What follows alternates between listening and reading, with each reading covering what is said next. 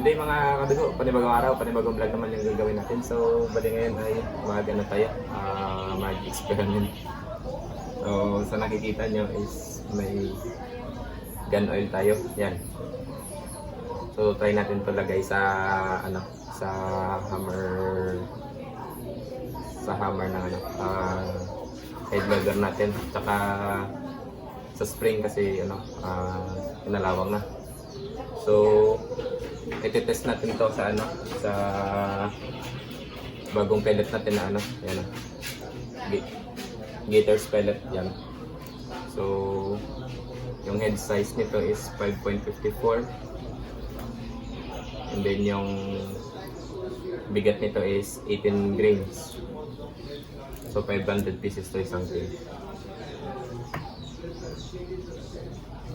So iti-test muna natin to dito sa pellet kasi nung last vlog natin is kinalas ko to yung pinakita na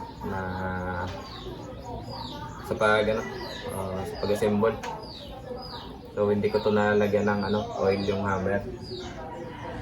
Check natin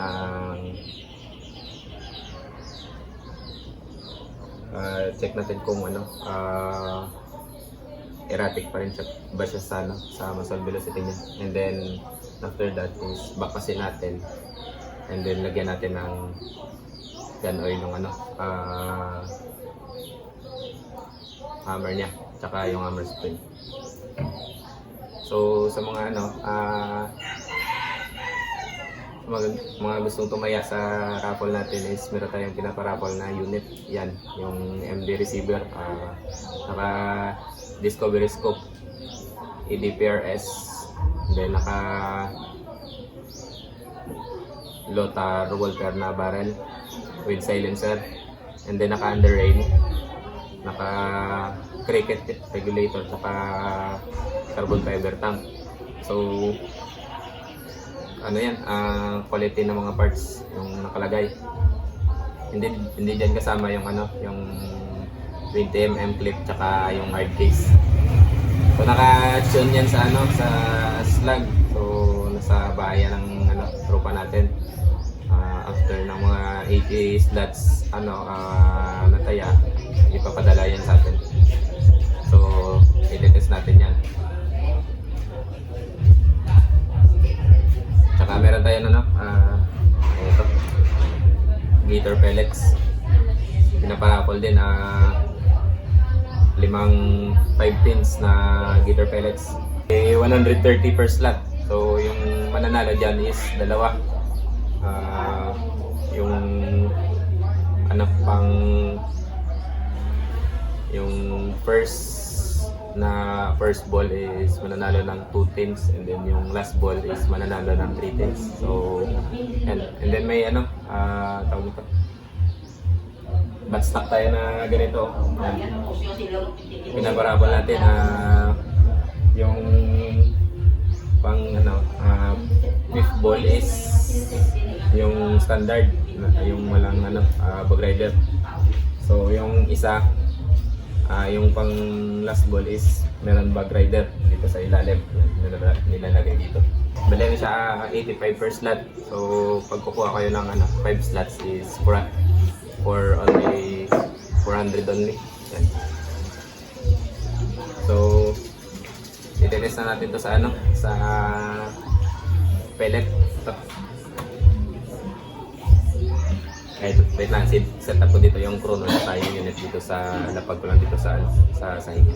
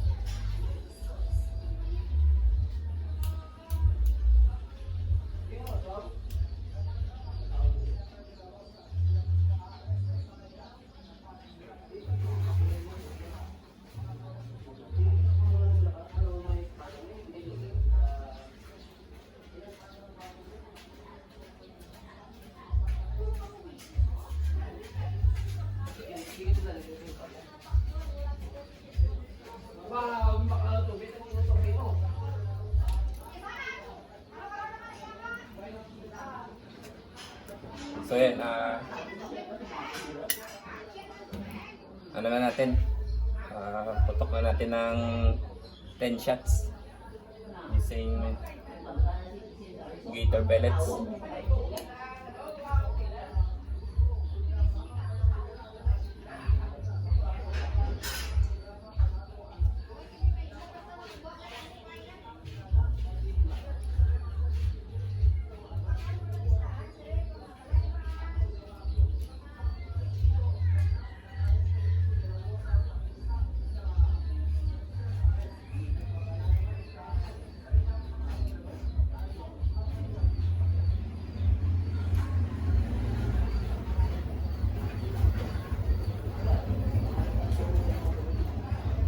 Natin kung consistent pa ba itong unit natin kasi binaklas natin to ng last eh.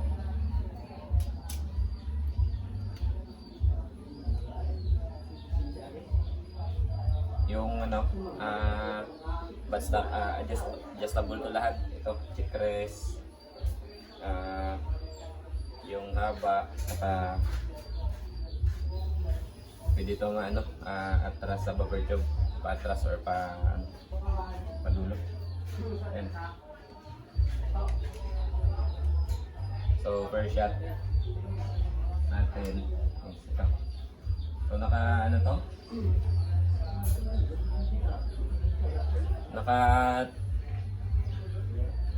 tono ito nung last sa 975 fps sa 23 grains na slant. So tingnan natin kung anong velocity nito sa pellet na 18 grains per shot. 1070.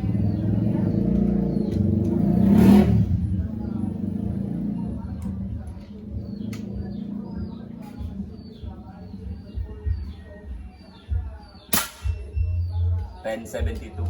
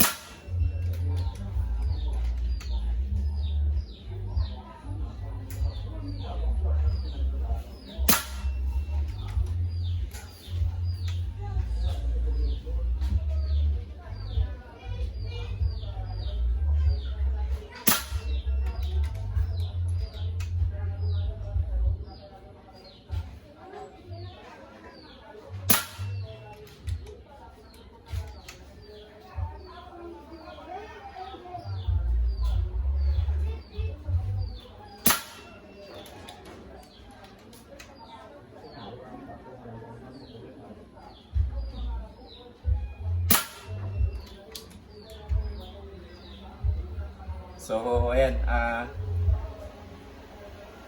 consistent pa din mga kadago. So yung first shot saka second shot is okay lang yan na bumaba kasi natambay ito ng almost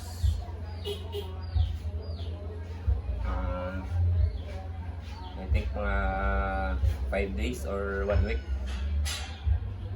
So hindi ko to nagamit, and then yung first shot saka second shot is mataas siguro yung yung output. Yan. So far okay pa naman itong setup natin dito. Consistent pa naman, so hindi ko muna to gagamitin. Bali lang, next na lang na baklas ko nito, gagamitin natin to. So ilalagay ko muna dito yung yung scope natin na Discovery HD Gin to, dahil kami ng tropa pero hindi ko i-vlog yun. Gagamitin natin is Z Airguns Vlog na 23 grains. So lagyan natin dito yung ano, iba. So ito, naka-slug na 23 grains. So check natin yung muscle velocity niya or sa around 970 to 980.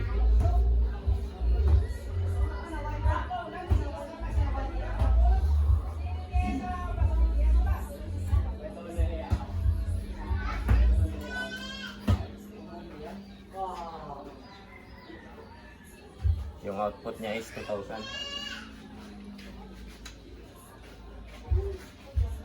per shot. Yun, nasa 972.8 pa rin. Yung gap nila ng ano, pellet na 18 grains is nasa 100 dps. So yung ano, nasa 5 grains yung agwat nila ng pellet at slug. Divide natin sa 100, almost nasa 20 psi per 1 grain yung ano, ibabawas ng ano, ibabawas na muscle velocity pag mula sa ano 18 grains tsaka patas ng ano, sample mga 19, 20, nasa 20 fps yung ano, yung gap every 1 grain. So second shot 978.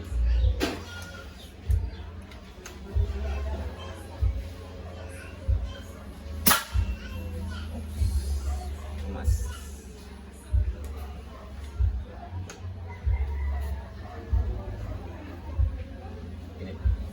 napitik ko agad.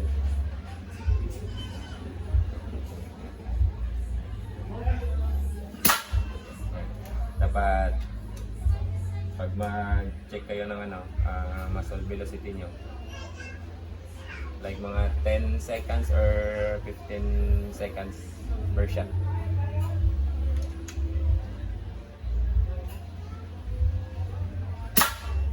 Yan, nasa around 972 to 980. Hindi yun kasali yung 980 plus.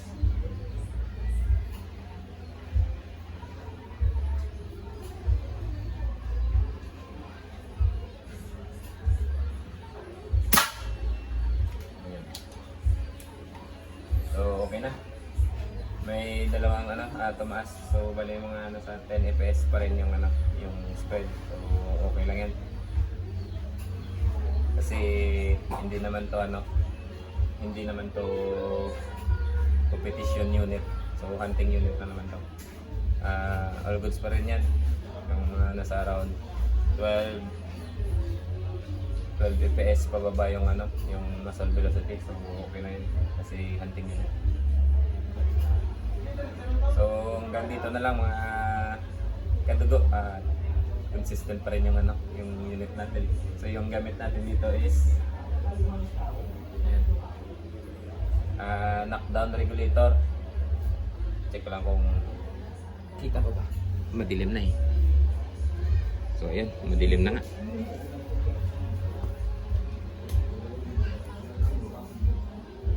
So ayan. Yung gamit natin is knockdown regulator. Hindi to galing sa Shopee or sa Lazada. Galing talaga ito ng Indo. So magkaiba yung ano, yung sa Shopee at Lazada. And then ito, kung gusto nyo ano, kumuha nito, mura lang to sa akin, 1.6 lang. Kung gusto niyo makuha ng adjustable buttstock, adjustable yung chick rest, yan, ano, adjustable din yung ano, tawag ito, check pad or Dot plate na. Dot plate ito, adjustable. So ito na-adjust ko.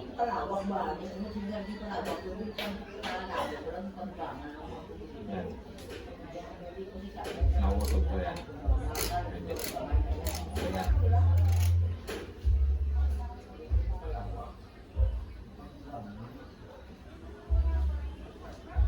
So, all goods to mga kadugo.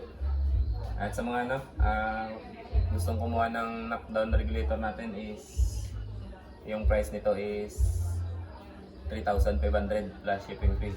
And then ito 1,600 plus shipping fee. So kung gusto niyo yung may bag rider dito is 2,000 plus shipping fee. Yan. Sa ano, sa magazine, yung 12 rounds na magazine is 750 per piece. Pero pag dalawa yung kukunin nyo is 1,350. So yung ano, 14 rounds is 1,550 plus shipping fee. 2 pieces yun. Pero pag 1 piece lang is 850 plus shipping fee. Yung 19 rounds na magazine is 1,850. 2 pieces yan. And then kung ano,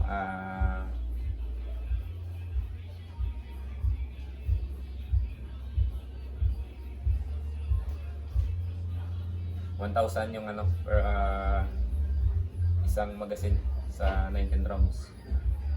So okay, thank you sa inyo panonood mga kadugo. God bless.